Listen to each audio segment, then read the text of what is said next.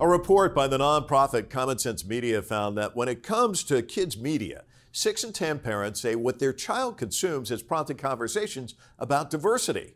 But most caregivers surveyed also said what their kids are watching still contains a lot of stereotypes about people of color. It's something that a new generation of developers is trying to change in the gaming space. I talked to game developer and professor Mitu Khandaker. Khandaker is the founder of Glow Up Games, a game studio dedicated to creating characters and storylines that highlight underrepresented audiences. She's also a professor at New York University's Game Center, which focuses on the design, production, and study of games. I spoke with Khandaker in Las Vegas at the Consumer Electronics Show, the largest consumer tech conference in the world. I have loved games as long as I can remember. So I am British South Asian. I'm Bangladeshi, Bangladeshi background. So I grew up in a house with a lot of my relatives, basically. A lot of my, like my mom's younger brothers, so my uncles, and second cousins, and everybody around, and and they all like just had the latest consoles at the time, and and because this is like the 80s, it was like they had the Commodore 64, they had like the Sega Mega Drive, and so I, as a little 4 or 5 year old, would be like, I want to play too, and so I would, when they weren't looking, try to go and sneak onto their consoles until eventually they were like, okay, you can play. So yeah, I love playing games, and it wasn't until I was a little bit older, maybe when I was about 10, that I realized oh, people have a job making these things. This is actually a career you can have. They don't just grow on trees. So as soon as I learned that, I was hooked on the idea of one day becoming a game developer. The gaming industry has long faced criticisms for its lack of diversity. A report by the International Game Developers Association found that 71% of game developers globally are men. When it comes to racial diversity, 69% identify as white, while only 2% are black. It has been kind of a hostile environment for women in some respects. Can you talk about that, and has the industry evolved? Yeah, I mean, what's interesting is that, women game developers are here and other marginalized game developers are here because we've always loved games, right? Many of us, and some of us came to it in childhood. Some of them, some of us may have discovered it later in life and realized oh, this is something that really speaks to us. When we think about the picture of, female representation in games, certainly in terms of characters and who's on the screen, there's definitely been a big explosion of games with female protagonists, for instance, over the years. However, if you look at sort of who's behind the scenes and who's making games, while that has improved in terms of, in terms of gender representation, we're still not all the way there yet. If you start looking at other axes of identity, if you start looking at developers of color, there's still a long way to go. There's a stat that something like, 2% of game developers globally are black, right? Which is wild to think about. So, and that stat, I think, at 1 year it even dropped even further. So, there is a long way to go. Let me ask you about the idea for Glow Up Games. Did it just come to you? Was it a bolt of lightning? Was it something you formulated over time? And give us an idea of what it is. Glow Up Games is a studio that I co-founded in 2019 with my co-founder Latoya Peterson. And so at Glow Up Games, we believe in the future of play. And for us, the future of play is diverse. We make games for what we call the new gaming majority, and that is historically underrepresented players, but we actually make up a huge part of who's actually playing games, and that's women, players of color, LGBTQ players, and so in terms of the path to starting Glow Up Games, I remember sort of 5 years ago or so, looking around and being inspired by all of the sort of strides that have been taken in sort of movies and TV and all of these adjacent spaces where creators of color and other marginalized creators were really able to sort of, tell their own stories. You look at, things like Jordan Peele's work, for instance, and just finding huge audiences for doing that, and and just sort of asking myself, like, well, why isn't this happening in games? Because to that point, I had to that point been working for that previous decade, advocating for better representation, for better inclusion in the game space. But just realizing, like, hey, if we want to really bring about this big sea change in games and change the picture of not only the characters being represented on the screen, but who's behind the scene making games, we're just going to have to, like, lead that movement ourselves. So that's why Latoya and I started Glow Up Games. But Mitu, when people start businesses and become entrepreneurs, there's so much pressure and there's so many hours that go into it. And really a lot of it is like, how do I figure out how to make money? But you are not just, how do I figure out how to make money? How do I figure out how to change the landscape? Which seems to me it's twice as much work. And it's a lot of, I mean, you're talking about representation. That's really important to you. It's key. But that's also hard, isn't it? I mean, can you talk about the difficulty of not, I mean, you can start any business, create games and be very, very successful, but you're doing more than that.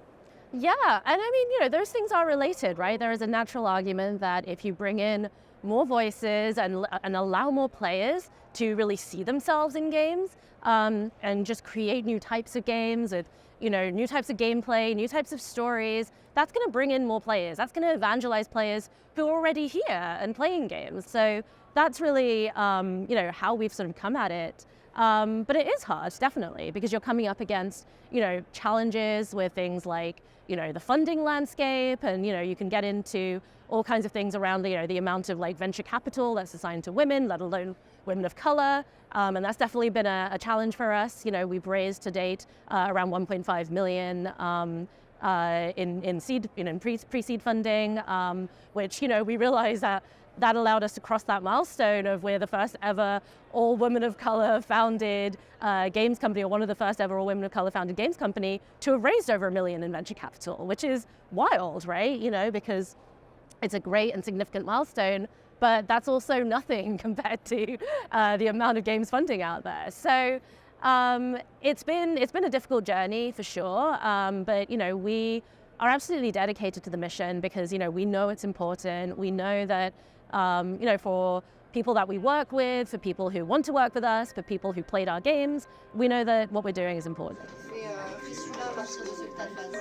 Starting at the beginning of 2023, game developers face massive layoffs.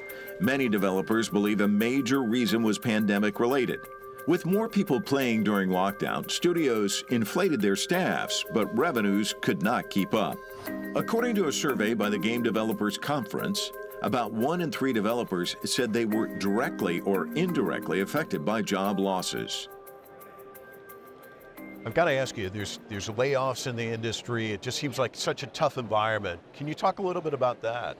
Yeah, it's definitely been a tough time for the games industry. I think just in the last 12 months, something like 7,000 jobs have been laid off worldwide, numerous studio closures. So it's definitely a time in which people are kind of struggling to survive. And I think, it's something that doesn't make a ton of sense, really, if you think about how much games just continues to grow as an industry economically, right? Like, just as many people as ever are playing games and buying games and spending money in games. So, it's a shame because really what's happening is the appetite for risk among, big funders and publishers, that's kind of what's shrinking, right?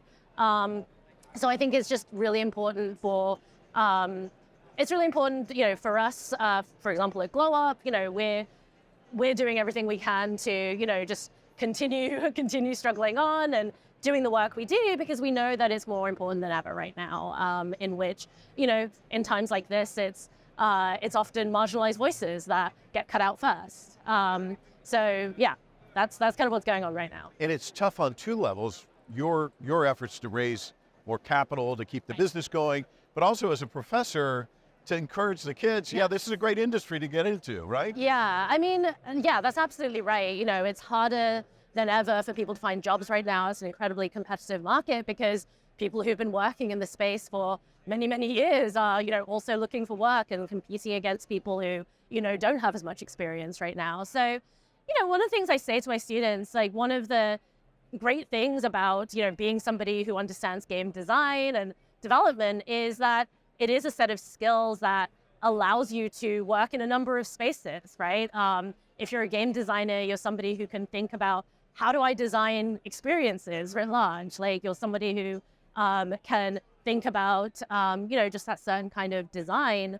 And so it's a very transferable skill. So, I think that, and, being somewhere like this, like at a more generalist tech conference, you can definitely see like, oh, these are, here are like game design principles being applied to so many different kinds of products. So, I think that just taking a wide-ranging view and not just sort of limiting, game design skills aren't limited to games. So, yeah. Artificial intelligence is revolutionizing the gaming industry. For some, the technology threatens to further displace developers, but others point to the promise that AI holds for new and immersive ways of interacting with games.